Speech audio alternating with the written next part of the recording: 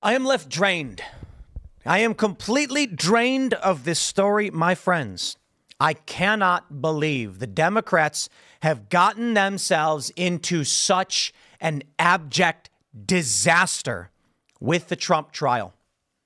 The latest news, of course, yesterday, we talked a bit on Timcast IRL. Michael Cohen admitted to stealing in cash $30,000 and then pocketing a tax reimbursement on top of it for a total of $60,000. I think that Democrats are probably sweating bullets, realizing how bad this court case is for them and how much it helps Donald Trump. If I was a conspiracy-minded individual, I might suggest Donald Trump set this criminal charge up himself. Called a few friends, I need you guys to criminally charge me, and then embarrass yourselves to such a degree that it makes me look good. Because it is that bad. Gateway Pundit has this story. A fuming Judge Merchan runs interference for Bragg. Shouts at Trump defense witness Robert Costello, get out of the courtroom now. That's how apocalypse. This is amazing. You know, part of me is sitting here. We got other news with the Singapore airline. I don't know if you saw that one. Turbulence. Someone died. It's a horrible story. And I'm like, I don't know that I can say anything meaningful in this court case now because it's already blown up. But it's only getting worse. So they bring in Robert Costello, who is reportedly Michael Cohen's own lawyer from 2018. Now, they say Cohen says legal advisor. There's a difference, I guess, because they're like whether he was actually his lawyer or not is up for dispute. Costello, of course, as you already know, because we've covered it extensively, said Cohen told me back in 2018 he didn't got nothing on Trump. Now, the argument from Cohen was that I was trying to be loyal and protect Donald Trump. At the same time, he had stolen $60,000 from Donald Trump. So certainly that's not the case. Unless the reality is he was trying to have Trump think he was loyal because he was stealing from him. That makes more sense. Now, there's some important context in the Cohen story and the stealing of money that I think people need to consider. So they say Michael Cohen stole $60,000. However, I'll break it down for you for those that may have missed the context or didn't see the show last night. He says he's got to pay an IT company $50,000. They say, okay, here's the $50,000. He then goes to the IT company and says, with a brown paper bag and $20,000 in it, here's what you get. Take it or leave it. Because he needed to placate the IT company. The IT company is upset, but saying, fine, takes the money. Cohen puts $30,000 in his own pocket. Later, when billing the Trump organization for his legal services, they actually put on an additional $180,000 for his total work as a tax liability bonus, essentially. Like, this will help cover potential taxes. If you were to extrapolate the $50,000 that he took, they basically paid $30,000 on top of the $50,000 to cover his tax liability. He pocketed that as well. He effectively stole $60,000 from Donald Trump and the Trump organization. Now, the important context is that is the view of the prosecution. That's right. The people who are going after Trump to put him in prison, they know that Cohen did this. Amazing. Now, here's the view from the defense. Donald Trump's team, Costello, for instance, this is why it's important, why they won't let him testify, or why they were trying to block him. Costello argues Michael Cohen paid off Stormy Daniels of his own volition without Trump knowing. Why is that relevant? It means that Michael Cohen not only stole $60,000, but when he billed Donald Trump for the other $130,000 to pay back Stormy, it was without Trump knowing. He was stealing the money from Donald Trump. So get this. It's $130K. It's $50K. $180. The total bill was out. There was more money outside of this. I think they said the total bill was $420,000 and $180,000 of it was to cover tax liability. If the defense's perspective is correct, that would mean Michael Cohen stole $30,000 in cash, pocketing it, $130,000 in cash for a total of $160,000 stolen, and then the tax liability, which probably puts Cohen up to around $250,000 embezzled from the Trump organization if the defense is telling the truth. So naturally, you get Costello up on stage, who was actually, let's be light, a legal advisor to Cohen. I think it's fair to say he was his lawyer. That's what they reported. He comes up and says that Cohen did this on his own. That means the money Cohen is claiming he got from Trump, he stole through fraud. Amazing. Well, here's the news. A fuming Judge Merchan runs interference for Bragg. I mean, I think it's funny. Shout out Gateway Pundit for framing it that way, because it's just like running interference for Bragg. Bragg and Merchan are working together. Like, you know, but you get the point. You get the point.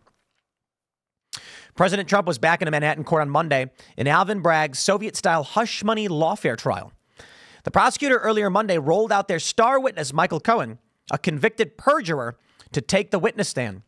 Cohen shocked the public when he admitted he stole tens of thousands. This is amazing. Tens of thousands of dollars from Trump and lied to Trump org CFO Alan Weisselberg. After the prosecution rested their case, Trump's defense team called attorney Robert Costello to the witness stand.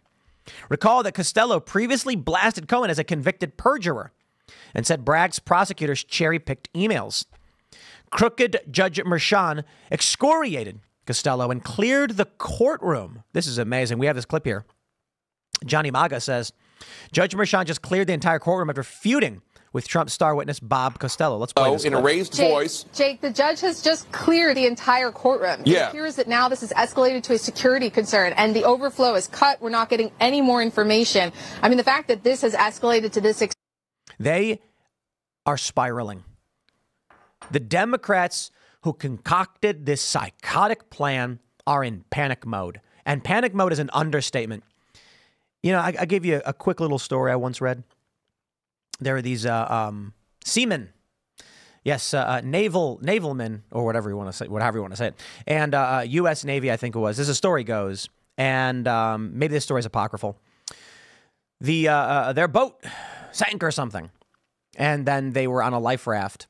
And one of the guys pulled out his service weapon, took it apart, and gave everybody a piece. He gave everybody one of the bullets. He gave everybody a piece of the weapon and said, "We are now going to sit and reconstruct this. When I call on you, you give me the piece we need to reconstruct this weapon."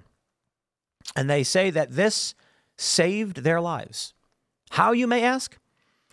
The reason he did it, so the story goes, is that it took people out of panic mode. A real thing.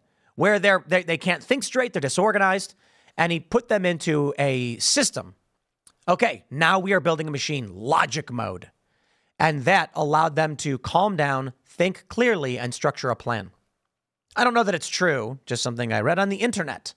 But the idea was creating order and then allowing people to think rationally. But when you are panicking, you are running around. This is why they say don't panic. You do stupid things.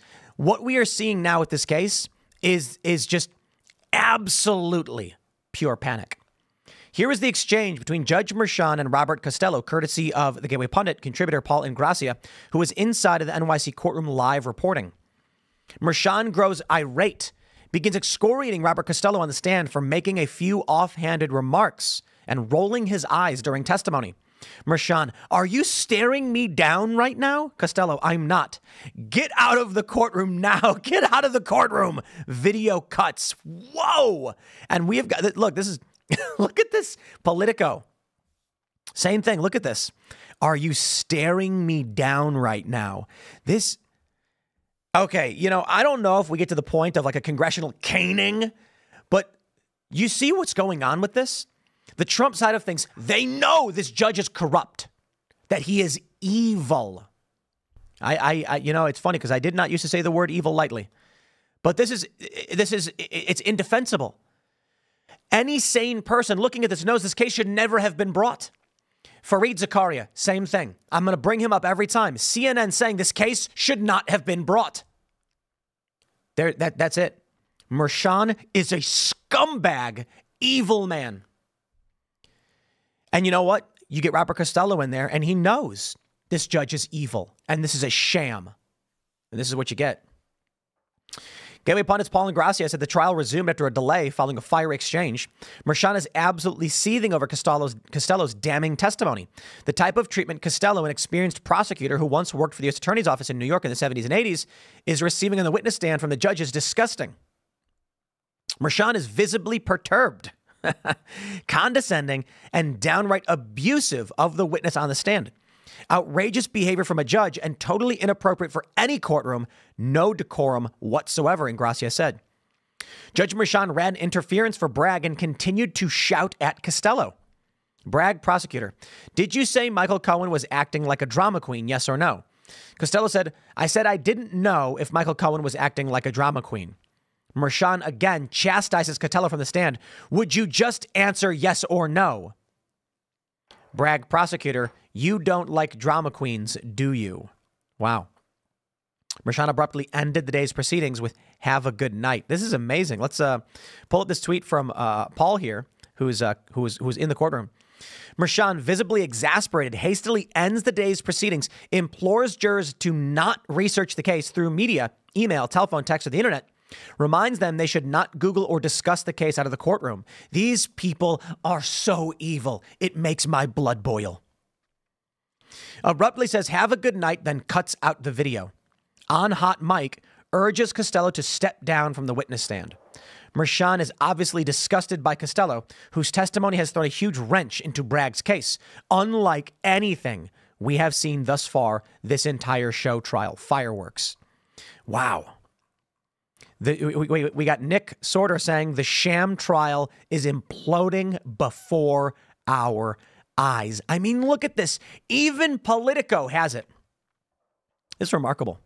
This must be one of the most embarrassing days for someone as stupid as Judge Merchan. What a stupid, stupid guy.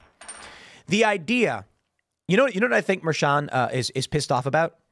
So you're a judge and you work really hard to get to your position.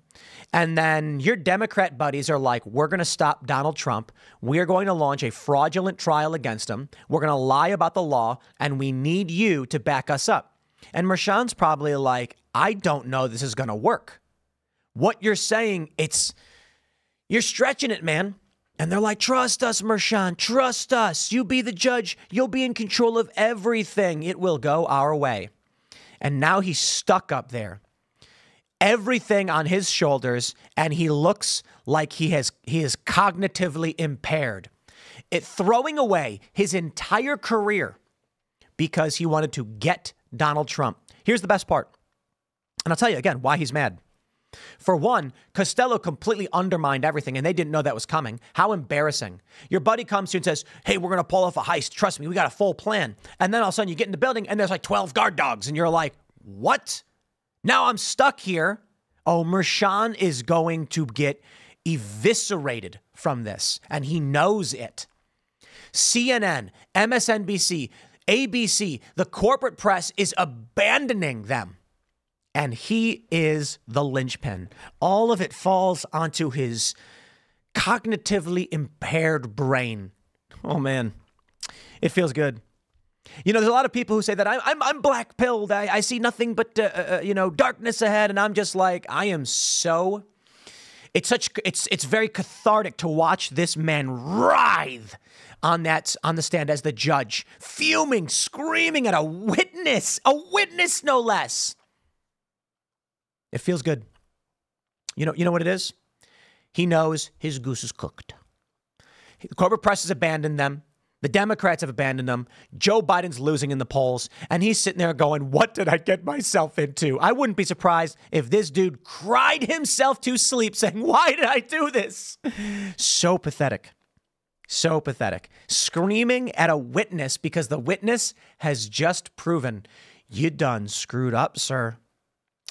Let's start from the beginning. And that's why I was saying early on, I'm like, everyone knows it's a sham. When CNN came out And Fareed Zakaria is like, this case should not have been brought and would not have been brought against anyone whose name was not Donald Trump. I was like, oh no. I bet he watched that and a tear came down his eye and he went, what did I do? Oh, what an idiot. You see, these people have for so long thought that they've controlled the machine. They could get away with whatever they wanted.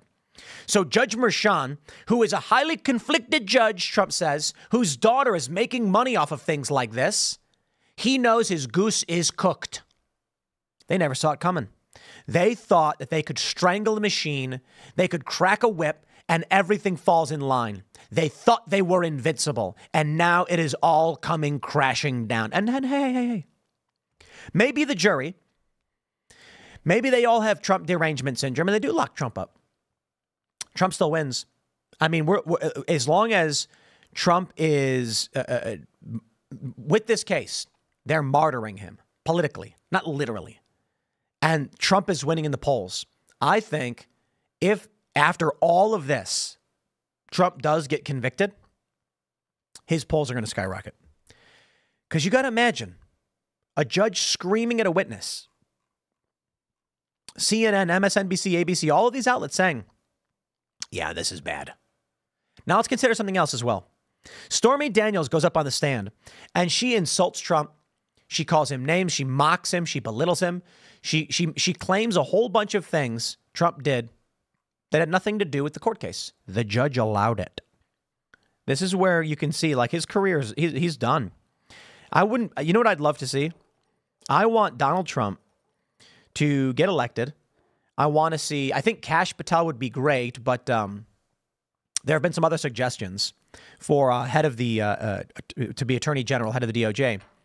I want to see Merchan in prison. He should go to prison. He should. Now, perhaps what is likely going to happen is if Trump becomes president, there will be federal investigations, I hope, into everything that these people are doing. And I hope that the end result is that Merchan is just disbarred, removed, fired, and can go live in a cardboard box somewhere. The conflict of interest. The judge himself has been accused of making donations to a political party, to the Democrats, I believe to the Democrats. And his daughter is making money off this. Yo, this dude has just, he's just destroyed himself. He's just absolutely destroyed himself. It's kind of remarkable that we find ourselves in this position. Costello was an excellent choice for a witness. Merchan panicked, and it's plainly obvious. I mean, you look at the story from the Gateway Pundit. Merchan's yelling at him, would you just answer yes or no? What? Did you say Michael Cohen was acting like a drama queen? No. Okay, there you go. That's what the judge wants to hear. He said, I didn't know if he was acting like a drama queen. Merchan yells at him, would you just answer yes or no? The funny thing is, Merchan's not yelling at anybody else like this. Just the witness who comes out and destroys their entire case. I want to stress this point to everybody. The one I was just making where I said, people say, oh, I can't stand the negativity. Oh, I'm so black-pilled. This should make you laugh and feel good. It should give you that fire inside.